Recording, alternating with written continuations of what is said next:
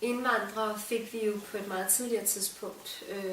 Altså de kom jo der i, 60'erne og 70'erne. Der fik vi mange indvandrere til Danmark, fordi vi manglede arbejdskraft i Danmark.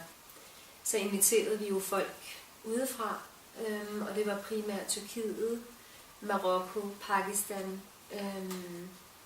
De kom så her til Danmark, og ideen var, at de skulle arbejde og rejse tilbage igen, men så blev de i Danmark, og de fik tilbud om at blive og få deres familiesammenført, fordi vi havde brug for dem stadigvæk, også efter deres kontrakt var udløbet. Og der var så mange af dem, der valgte at få deres familiesammenført, og så bygge et nyt liv op i Danmark, fordi de måske også syntes, at Danmark var et dejligt land, og at det var en god ramme for os at blive her.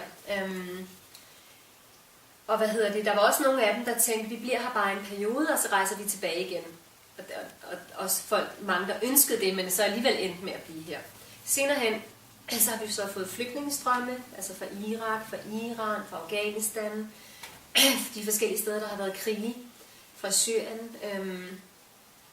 Og det er jo to forskellige grupper. Den ene gruppe blev ligesom, dem inviterede vi, og den anden gruppe er kommet af nød. Den ene gruppe, de er jo begge to kommet for at få et bedre liv, men den sidste gruppe flygtninge, de er jo kommet af nød. Tilfældigvis har de her store, både indvandrere, strømme og flygtningestrømme, haft muslimsk kulturbaggrund. Og det er årsagen til, at vi har et stort antal muslimer i Danmark i dag, fordi de to grupper tilfældigvis har muslimsk kulturbaggrund. Og, altså integration, det betyder jo to sider, der nærmer sig hinanden.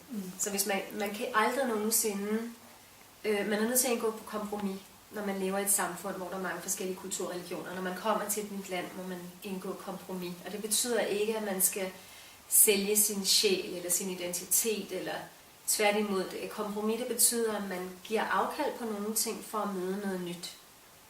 Og det er faktisk ret fantastisk, hvis man tør tage det skridt og gøre det. Man kan godt give afkald på noget, uden at miste sig selv.